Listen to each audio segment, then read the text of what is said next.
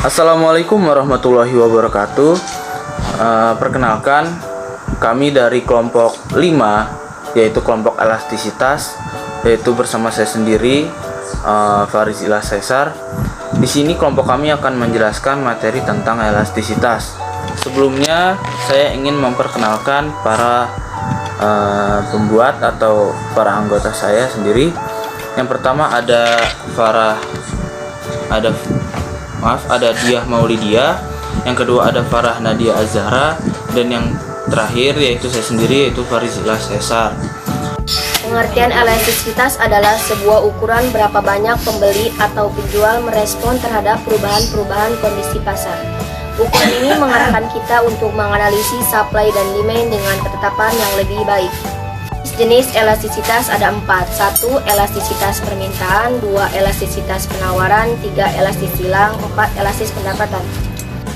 1. Elastisitas permintaan karena harga adalah merupakan perubahan persentase jumlah permintaan barang akibat kenaikan 1% pada harga barang tersebut.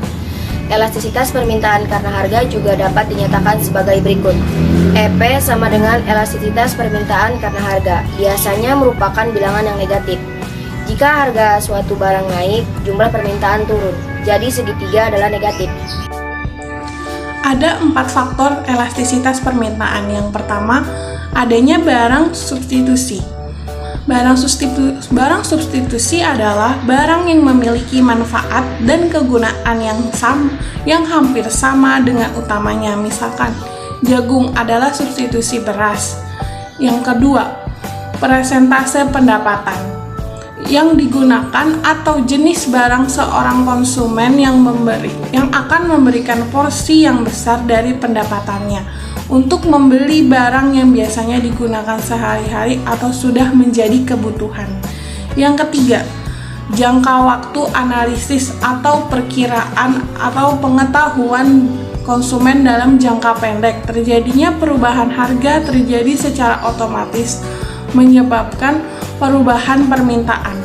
Yang terakhir, terjadinya sarana kredit. Meskipun harga barang telah diketahui naik, sedangkan pendapatan tidak mencukupi, permintaan barang tersebut relatif akan tetap bila ada fasilitas kredit dari penjual ataupun produsen. Ada 5 kriteria sifat elastisitas harga. Yang pertama, jika EP sama dengan 1 disebut unitary, adalah bila harga yang mengalami perubahan sebesar 1% akan mempengaruhi jumlah yang diminta berubah sebesar 1%. Yang kedua, jika EP kurang dari 1 disebut inelastis. Berarti bila harga mengalami perubahan sebesar 1% akan mempengaruhi perubahan jumlah yang diminta berubah menjadi lebih kecil 1%. Yang ketiga, jika EP besar dari 1 disebut inelastis. Berarti harga mengalami perubahan sebesar 1% akan mempengaruhi jumlah yang akan diminta lebih besar dari 1%. Yang keempat, jika EP sama dengan 0 disebut inelastis sempurna. Berarti permintaan tidak tanggap terhadap perubahan harga atau berapapun harga jumlah yang diminta tetap. Yang terakhir, jika EP sama dengan tidak terhingga disebut inelastis sempurna. Berarti konsumen mempunyai kemampuan untuk membeli berapapun jumlah barang yang akan ditawarkan oleh produsen tersebut pada tingkat harga tertentu. Elastisitas penawaran karena harga. Secara definisi, elastisitas penawaran karena harga adalah persentase perubahan jumlah karena setiap peningkatan tiap hari 1% tiap harga. Kriteria tingkat elastisitas penawaran.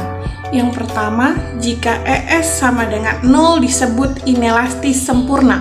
Artinya, bila harga jual per unit mengalami kenaikan 1% tidak mengakibatkan jumlah barang yang ditawarkan produsen tidak bertambah ataupun berkurang. Yang kedua, jika ES kurang dari 1 disebut inelastis. Artinya, bila harga jual per unit mengalami kenaikan 1% mengakibatkan jumlah barang yang ditawarkan berkurang sebesar 1%. Yang ketiga, jika ES besar dari 1 disebut inelastis. Berarti bila harga jual per unit mengalami kenaikan 1% mengakibatkan jumlah barang yang ditawarkan sebesar 1%. Yang ketiga, jika ES sama dengan 1 disebut unitary. Berarti bila harga jual per unit itu mengalami kenaikan 1% akan mengakibatkan bertambahnya jumlah barang yang ditawarkan oleh produsen sebesar 1%-nya. Yang terakhir, jika EP sama dengan tidak terhingga disebut inelastis sempurna. Berarti berapapun harga jual per unit yang ditawarkan tidak akan mempengaruhi harga jumlah barang yang akan ditawarkan oleh produsen tersebut. Faktor elastisitas penawaran. Faktor-faktor elastisitas penawaran di sini terbagi menjadi dua. Yang pertama ada keleluasan untuk meningkatkan produksi. Jika input mudah didapat, maka output akan lebih besar jika harga barang naik. Jika kapasitas produksi terbatas, maka peningkatan harga output akan ditanggapi dengan kenaikan output yang relatif lebih kecil. Dan yang kedua, ada jangka waktu untuk merespons perubahan harga.